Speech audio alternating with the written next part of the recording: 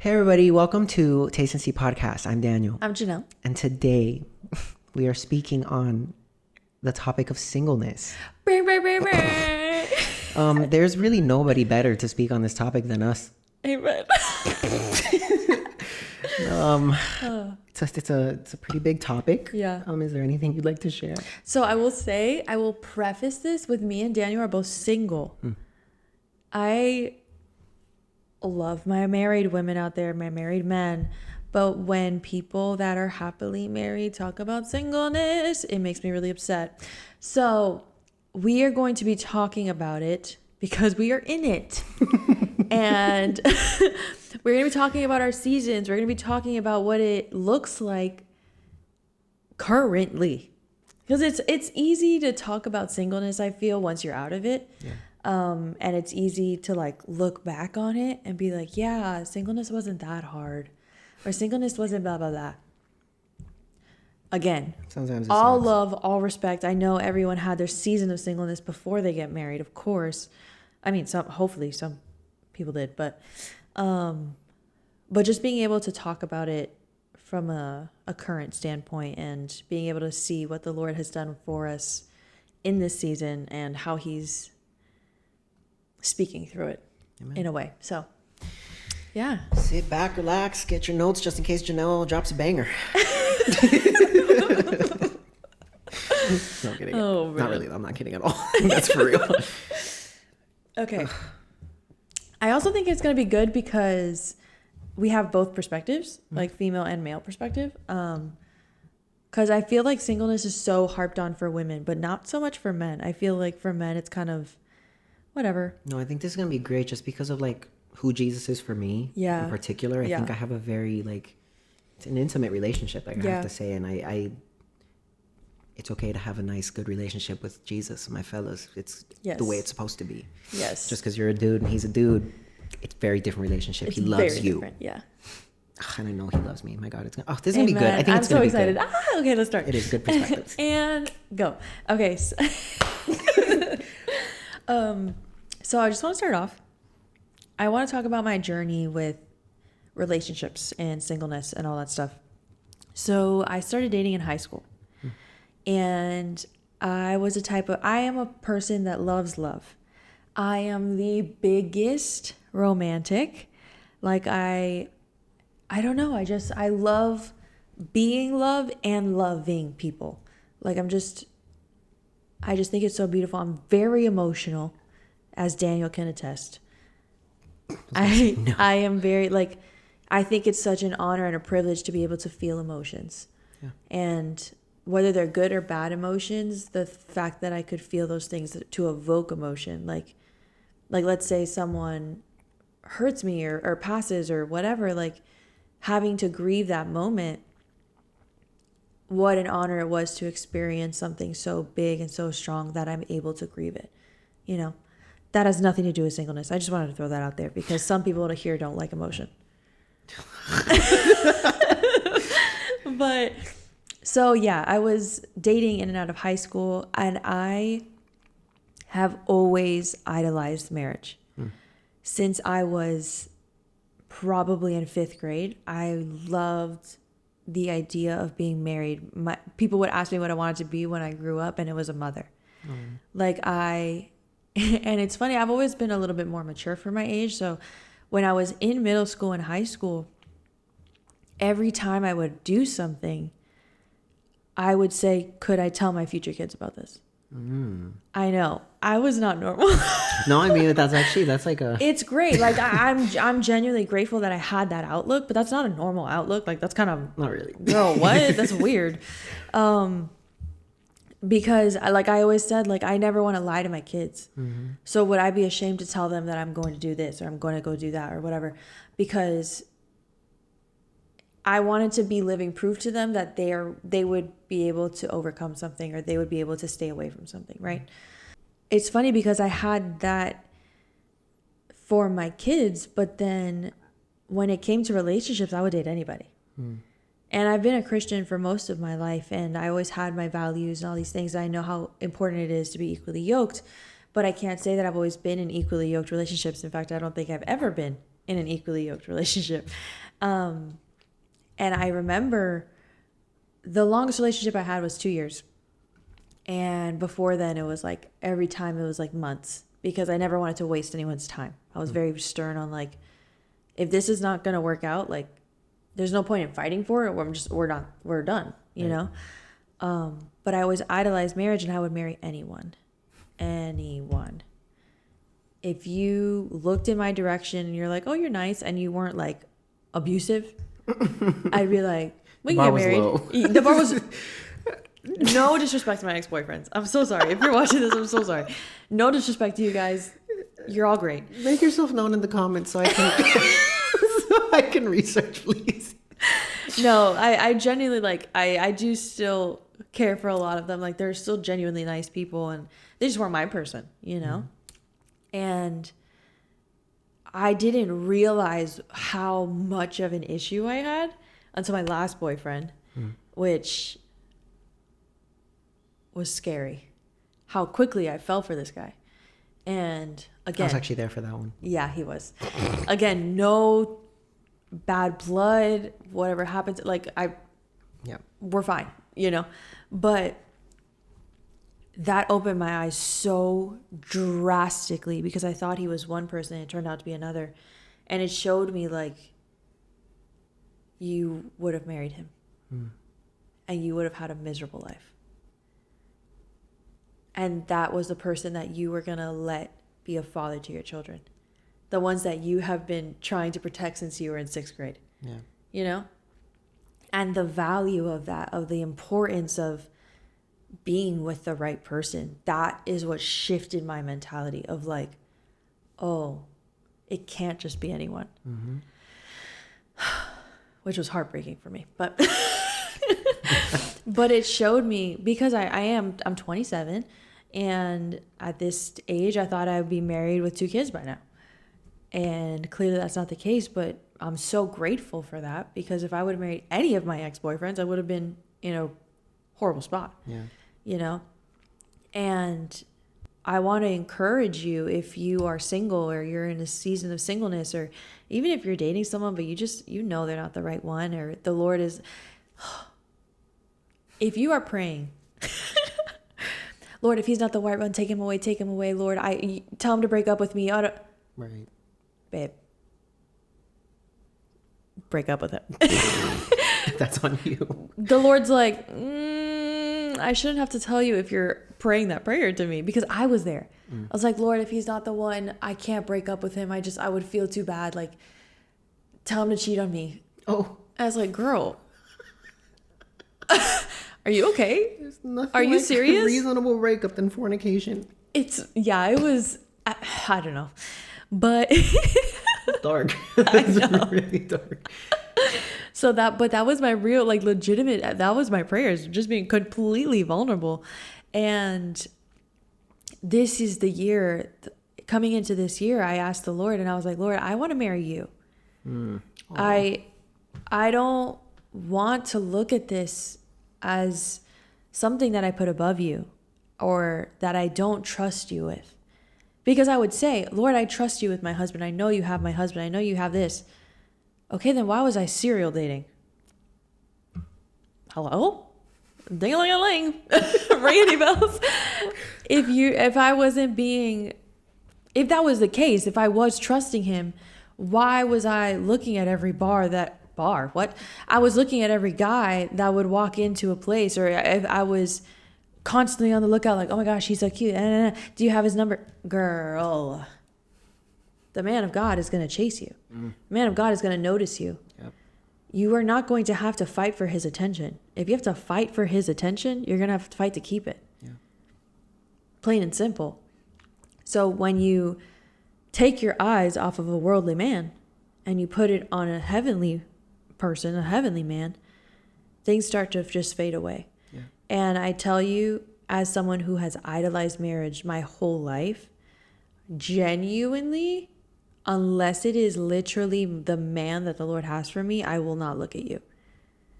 And it's weird, because I've always been in a constant state of like a crush or in a relationship, or I've never been truly single. And this is the first time that I've embraced being single. Yeah. And man, it's incredible. Like, genuinely. And of course, I want to have a husband. I want to have a relationship, all these things. But there is no relationship and even if it is my husband, like, there's nothing worth more than my relationship with God. Amen. So if he's distracting you, if he's not praying with you, if he's leading you down a path that is not of the Lord, like, please take that into account. Because if that's happening now, I can't even imagine when you're married. You need someone that is going to uplift you, be the rock in your family, the leader of your family, the leader of your children. Please, you are choosing their father. If it's not for you, it's for them. Like, they need a leader. I don't know. That's just my experience. If you want to share yours. Yeah. So me, I'm 20 years old. Unlike Janelle, like I've never been in a relationship, like an actual real thing. A lot of part that plays in that is I was online schooled since 6th grade up until like high school, and so I didn't get the same experiences that a lot of people got, and I never really cared. Like I had maybe 2 crushes in elementary school. I ended up growing up with I never had a good example of a relationship in my life. My parents went through what they went through, and then every other like adult person that I knew that was in a relationship, it was just not what I had wanted for myself, right? So I never idolized marriage. I've always loved the idea of like a big fancy wedding. Like I always said, like if I get married, I want it to be huge. And then like there's the whole thing, apparently it's like a study that if the bigger the marriage, like the quicker you go down. I will break that. That is a thing. That is an actual thing. That's a thing. So marriage is for the win, apparently. But no, I've always loved the idea of a huge wedding, all my people, all my family and friends, and just a big old party, just celebrating a new covenant. You know what I mean? Obviously, I didn't know what that was back then. I will say during my time of being online schooled and super sheltered, like I was super sheltered from the wrong things and very exposed to the wrong things. Right. There's this one girl that I fell in love with when I was 15, and we went to dance class together. Oh my God, I fell in love with that girl. She was everything. And she was the first girl that I had ever actually like asked out. And I remember like I'd been making like comments like through text, but then she was just like, are you like asking me out? And then I was like, well, I wanted to do it in person, but like, I didn't want to do it through text. I've always been that type of person. Like not really like old fashioned, but like just I respect old fashioned type of thing. You know what I mean? Like romance through text is not romantic. No. Please remember that. Please call me.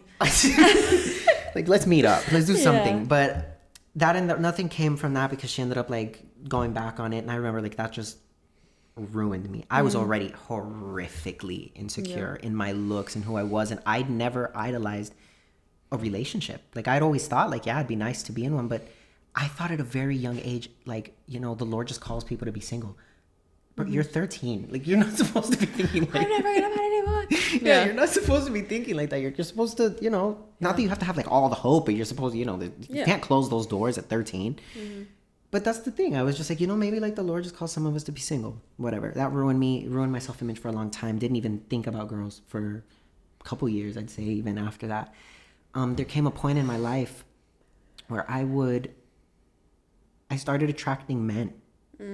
And I started opening doors, and I, unfortunately, for a while of my life, allowed certain things, being super forthcoming, like even up until recently, like just like, obviously not like crazy, but right. I haven't passed certain thresholds. There are always morals that I've always had, but there were things that I've allowed and I've done because, again, like I did not have, this is not an excuse. This is just like reason to, for my allowance of things that happened and allowing the enemy, because I'd never had a good foundation of a marriage until I did, because I realized that a lot of the friends that I had started making like had always had like full families and like they still had their full parents and all these things, but I was never close enough, and I didn't want to see that because I was always so, I guess jealous would be the word. Like I was just always like, I like want that. Yeah. Not that I would steal it from them. It's just like, I wanted that too. You know what I mean? I'm happy that you have it, but I wish it was me. I got to the point in my life where I'm like, maybe it's men. If that's what I attract, like I deserve love too, right? Like women, I don't attract women. That's not the demographic that I attract. I had expressed to you, like there was a time in my life I was doing things with both, like men, women, like I just allowing things. Again, this is not a brag at all by any stretch of the imagination. Again, my self-esteem was the lowest it had ever been. But the enemy had convinced me, like, it's not women. Women don't like you. It's the men. This is what you're supposed to be doing. Right. So growing up and you know, finding myself in the Lord, like I still struggle. It's still hard. And these are things that I haven't even shared with some of my closest family. Mm-hmm. But learning Jesus and learning who he is to me and learning what he's done for me and how he thinks of me makes the idea of doing that for a woman on this planet so honorable and so worth it. And I'm excited too. And I hope that whoever I find can forgive all the things that I've done and all the things that I've allowed and the ties that I've created. But like men, we are called to lead the household. We are the head of the house. We are supposed to be close with God, because from that we lead our wives, who leads our children, who do the same for them and theirs. But I always say, like, it starts with the head of the house. If I did not get to the place that I was, I don't know what my life would have been like if Jesus didn't intervene when he did. But I ministered a couple Sundays ago, like, you can be in the depths and the darkest corners of your singleness and know that we're the bride of Christ. We have a man who loves us, who prays for us, who intercedes, who fills the gaps, who thinks of us, who goes before us and risks everything for us and gave his life for us. And it's like, I would be honored to do that for someone on this planet because of what he did for me. But I had to learn that in my singleness. I couldn't have learned that with the distraction of I have to say, even if it was a godly woman, like, I just don't think that I would have had the same access to God, because to Jesus specifically, because I would have had a kind of a buffer. And instead I had full access of just Jesus as my first love and as my cornerstone. Yeah. You know what I mean? I want to talk about the growth in the singleness. I think a lot of people, I hate the saying of like, oh, I need to find my missing half, or like my other half, blah, blah, blah. My missing rib. Girl, you are whole. You cannot get into a relationship being half a person.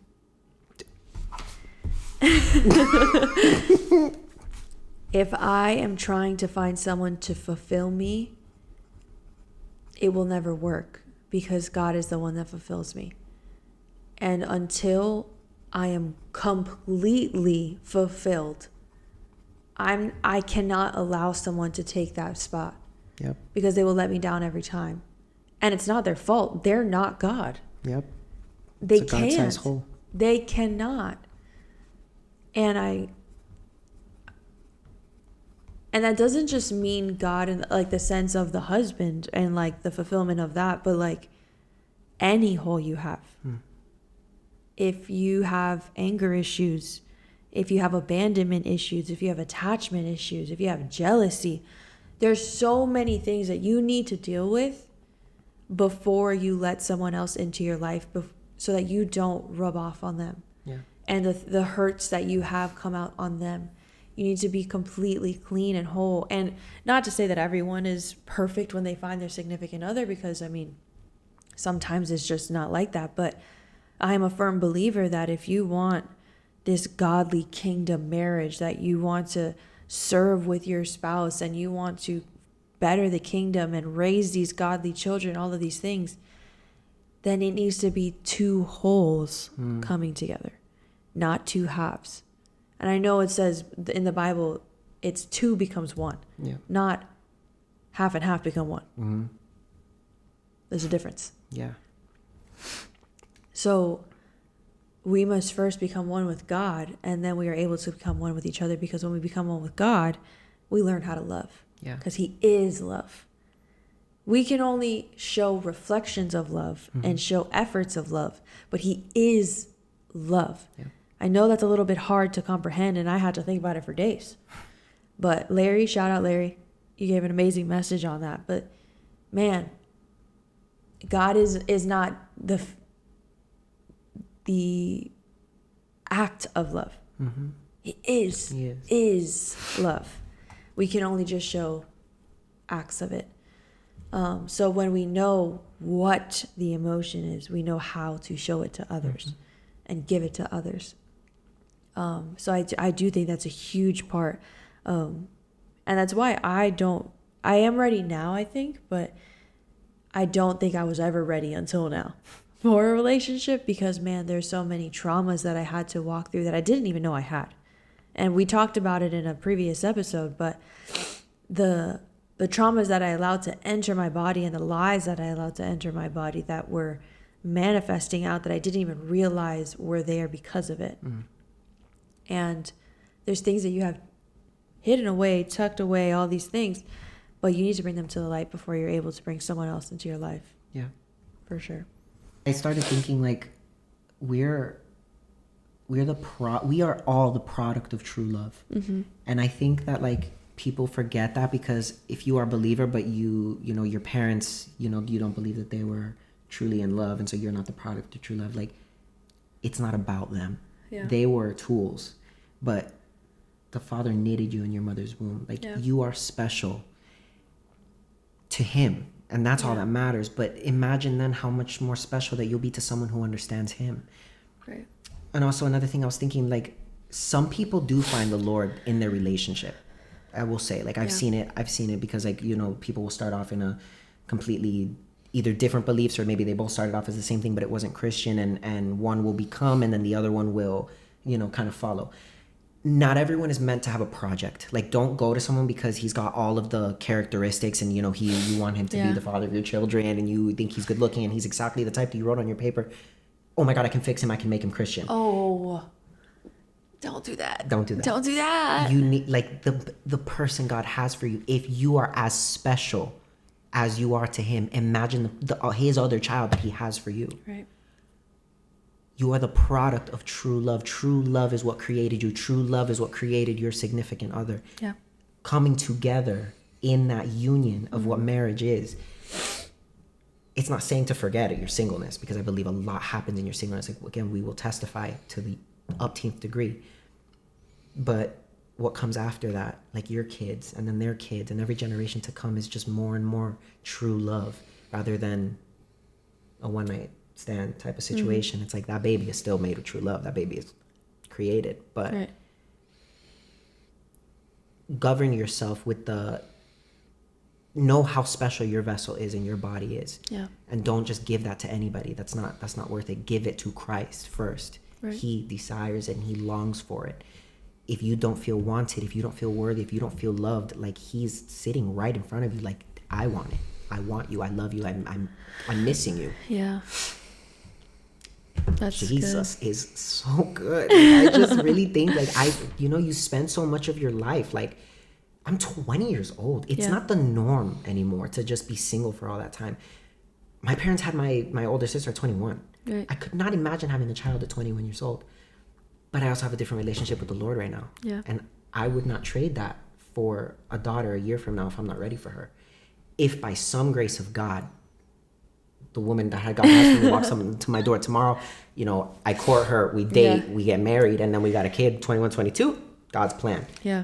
In this economy, I doubt it, personally. Don't doubt God, though. I don't. I really don't. But it's different. Yeah. And I don't despise that anymore. Right.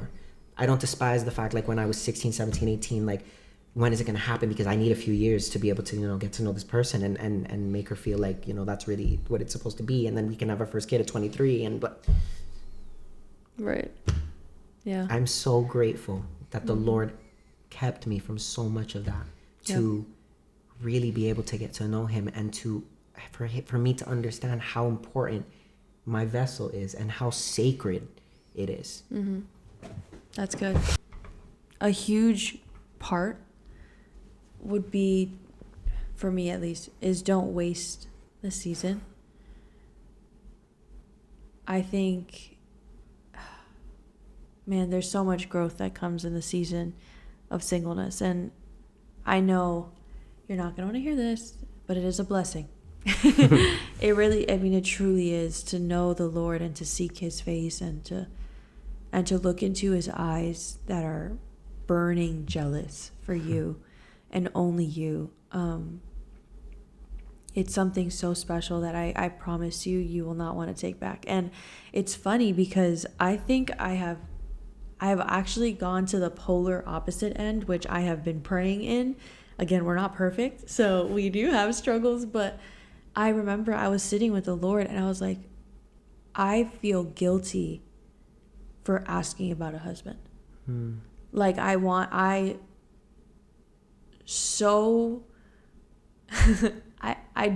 so afraid of going back to where I was, of idolizing this person, that whoever comes into my life and, you know, distracts me or does all these things. Like, I've come so far with the Lord that I'm just petrified to go back.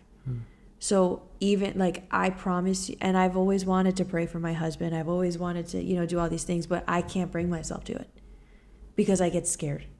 And I'm like, I don't want you to think that I am forcing this husband on. Like, I genuinely, I don't care if I'm single for the rest of my life. I promise, like, there is nothing that has brought me more joy in my life than being single and being with the Lord. Like, genuinely. And I mean that from the pit of my stomach. Like, from every fiber of my being, there is nothing that matches it. So to want a husband is like, it's almost like I feel selfish. And I'm like, oh, but I don't want you to think that I don't love this, you know? So that's something I am actively struggling with, and I have been praying into it because the Lord has promised me a husband. I've had prophecies over it, you know? So I do know that he's coming. So I do want to, you know, be a wife and actively pray for him and actively prepare for him, you know? It's just scary. I think that just the fact you think about that, the Lord honors. Yeah. Because I think a lot of people won't, like, yeah, this has been great, the singleness, but like, I'm ready now. Right. It's like, you're not putting him aside. Your husband is in addition to now. Yeah. Something beautiful about my existence on this planet is that since I was a little kid, my aunts and my godmother have always prayed for my spouse, right? And it's like, I think that that's the reason that I don't know that I've ever prayed like, Lord, bring her forth. Yeah. I've definitely never told the Lord, like, I'm ready now, because I know that I was not. Like, right. You cannot be insecure in yourself, because that means that you don't have the type of relationship with the Lord that you would need to be able to steward a relationship. Right. But more than that, like, it's just everything else. But I prayed for you if you're watching this. Like, I just, if you know who you are. If you know who you are. Like, it's just, they've always prayed, like, you know, let her be a woman of God. Let her be healthy. Let her be beautiful. Let her be just awesome. Let her just, let you guys just work and minister together. And this is since I was a little kid. Mm-hmm. Obviously, when you're young, you're just like, yeah, cool. Amen. Woman of God. Yeah. Let's do this thing. You know, like, I remember I had this little green Bible. It was like a baby Bible. I think I still have it in my house. God, if I find that thing. And I just remember, like, they would go through it with me. Yeah. And, you know, they'd bring up relationship and what that's supposed to look like. And from back then, and I think that that's exactly why, like, I had a foundational knowledge of what relationship could look like. Obviously, life takes its turns and the enemy wants his way, but, like, I remembered those things happening when I was younger, and it made me excited again for the possibility, because even if he wants me to be single, what if he doesn't? Right. I've always thought there are 8 billion people on this planet. You're telling me one of them is not for me? It's like, Lord. Yeah. Even if, like, what you're saying, Jesus is more than enough. Like, if it's just him for the rest of my life, I'm satisfied. Mm-hmm. And I'm at peace with that. It is well with my soul. Right. But if he has someone for me, I pray to God that it is a force of nature, and that we just serve, and that we work, and that it's just exactly what God means it to be. Yeah. But I'm okay with waiting. My ring, by the way, right here says true love waits. And I really try to live by that, because trying to rush something, like you were saying, like, don't waste this season. Your season of singleness is so precious and could be really temporary. how are you going to know how to love your spouse and love your kids if you don't know how Jesus loves you and how your Father loves you? Yeah. You can't. Yeah. You just don't. You probably have the perverted view of that. God's love is pure and unchanging and unconditional. And it's like, what he has for you is so much greater than anything you could ask for yourself. And like, I try to live by that. Yeah. I think a huge thing also, I don't know why this came into my mind. I think it may be something that you said, but my biggest prayer is always that my partner has bigger faith than I do. And if you know me, that's rough. I know what I believe in. I know that it's real. I'm in my word. I am worshiping. I am serving. Like, and this isn't to brag, but like I need my husband to outdo that. Yeah. You know, and that's another reason that I refuse to settle, because I will not be with someone that doesn't understand that. I can't. And I know that I have a big calling on my life, and he needs to support in that calling, and I vice versa need to support him in his calling. And I know the Lord will align, hopefully, our callings, but that is a huge prayer, and I encourage you to pray that often, because you want someone that's going to run the race with you. Yeah. You want someone that's going to endure with you and to know and not challenge your faith. Not challenge, why are you doing that on the weekends? Why are you spending so much time in this? Why are you reading the word so much? No, you want someone with that hunger. My biggest prayer also in tandem with that is, Lord, I want him to be a bride before I am his bride. And I know that sounds so weird. It's so funny because like I always think it's weird for men to hear that. But we are all the Lord's bride. He is our bridegroom, not just women, but all of us. And he needs to learn how to submit to the Lord, and what that looks like, how the Lord leads him would be in turn to how he leads me, and how I am supposed to submit to him, right? To honor your husband and submit to him when he is not being righteous, when he is not being whole. We are obviously called to do that, but man, wouldn't it be easier if we chose someone that was worth it to begin with? We all will fall short. We will all go through our seasons. We will all do these things. And yes, if he falls short, I will serve him no matter what. But to know that we are aligned with our faith, aligned with our biblical standings, all these things. I can't see myself serving someone that belittles women, you know, that will always, oh God, or someone that thinks that their opinion matters more than mine, or speaks over me, or, you know, because I feel like so many Christians now, like male Christians that, well, male people that believe in the Lord, that they feel, they read those verses and they're like, oh, the woman must obey my every command and blah, blah, blah. No. Is the Lord doing that? No. Is the Lord belittling you when he speaks to you? Is the Lord commanding you to do things? No. It's a partnership. Yeah. I receive from the Lord just as much as you do. It needs to be something that we're able to have open communication with and open opinions about. And yes, lead me, please. I ask to be led, but lead me in a godly way. Lead me in the ways of the Lord. And that's why I'm so picky. I know it's so funny because especially at work, people are always like, you're never going to find anyone. You need to lower your standards. Excuse me? Excuse me?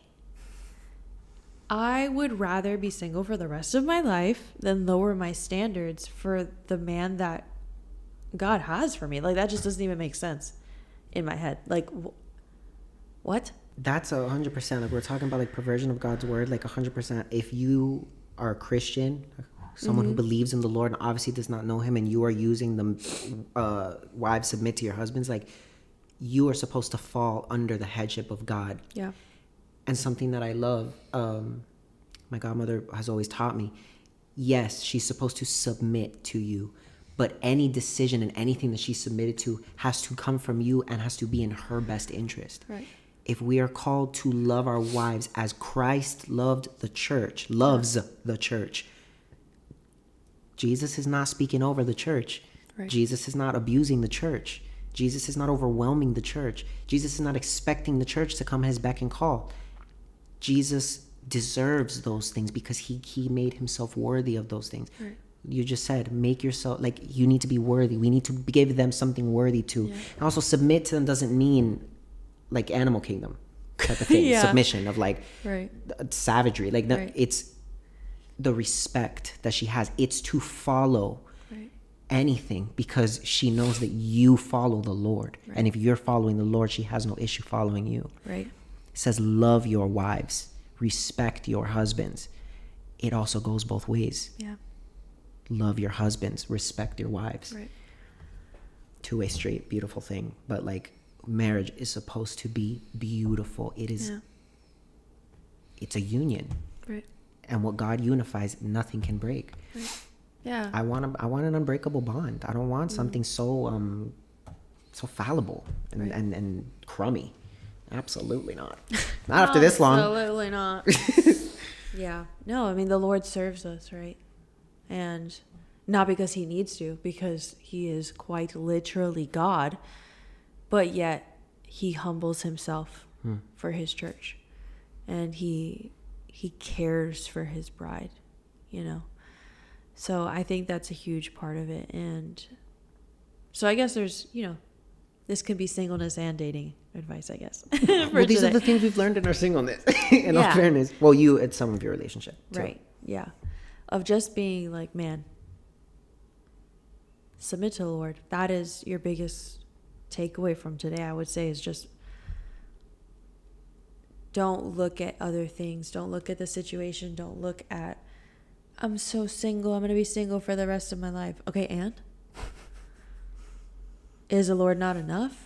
Does he not supply every need? Does he not fill every void? Okay, then. Until you allow him to do that,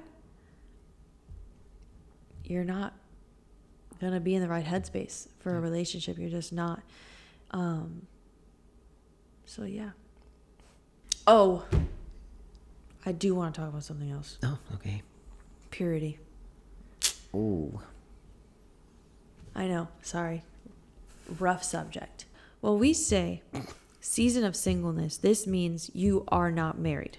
Yeah. You can be dating, right? This is going to ruffle a lot of feathers. You need to remain pure.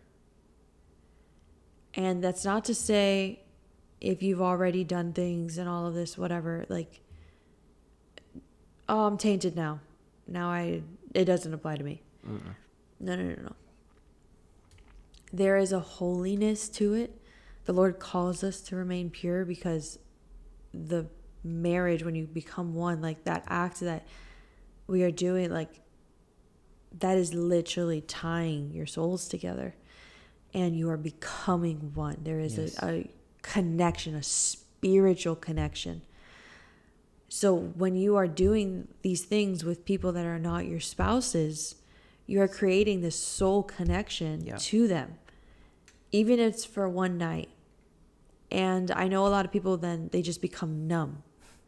Like it happens so often that they're doing it so much, you just become numb. You don't know who you are anymore. And it's because you've given so many pieces of yourself away. And I encourage you, if you have not remained pure, which I know in this society it's like 99% of people, I implore you to, and no guilt, no shame, no judgment, because I've been there. Like, just to speak candidly, like it's not, it's a lot more common than people want to admit in the church. I think it's like of course everyone's pure in the church. I was like, no, not really. There's temptation out there. There's sin out there, you know, and things happen and people fall, but it's a heart posture and it's an acknowledgement. Once you are acknowledging, hey, I am going to prepare for my husband. Whether that's Jesus for the rest of my life or it's my actual husband, like allowing your spirit to remain clean in that is such a important part, I feel. Not only because you're giving pieces away, but you're also getting pieces of someone's spirit. Right. And you don't know where that person's been with, like the things that they have inside, their traumas, their all of these things that you're now allowing to enter your body. And it's just like this tug back and forth. And this is, I mean, it is very deep and way more real than people care to admit, but it's important. You have anything to add on that? No, yeah, you're completely right. You may think like, oh, like you've only been with one person, right. But if the person that you're with has been with 10 people, you've been with 10 people, or 11, because the 11th person, she's right. Like every single time that you do that, you are giving a piece of yourself. You're chipping away at your soul and your spirit, and you're just giving it to anybody who you allowed. And like another thing she was saying, like you're never too far gone. Yeah. If you've done things already, if you've already been in that, if you're still in it currently, it's not too late for you. Right. As long as we are here, we have breath in our lungs and a beat in our heart, we can turn. And I think there's a lot of shame. Yeah, there's a lot of shame. And just know that if you do go to a church, there's at least one person in there that has been through something similar or has been through 10 times worse. And it's like, if they're living the life of surrender and worship that they are, model that and look at that. You can look up to that. Yeah. Obviously never idolize, but find that. It's super important. Again, like-minded. Find the people that match your testimony. Yeah. And again, it's your testimony. You did not go through these things for no reason. The Lord is beautiful, but he really does. He works in mysterious ways, and nothing happens without, that's not going to end up for his glory anyway. Yeah. So don't be ashamed, and don't feel too chipped away at, because you are still his child, and he'll still make you whole. Yeah. He still loves you, and he feels for you. I think that about covers singleness. I think we talked about everything I wanted to talk about. Do you have anything else to add on your heart? Okay. Well, I hope that this was kind of encouraging. At least I know we kind of hounded. I don't know. We said it wasn't going to be easy. Yeah, we poured ourselves out today. Yeah, today was all over the place, but I mean it's real. Like I think it's also not a cleaned up version because we're still going through it. Yeah. And it's a lot of... It's still super fresh. Yeah, there's so many things that we still need to learn and still need to walk through. And that's probably why people that are married are so... like talk about it so easily, because they wrapped the chapter, you know? Yeah.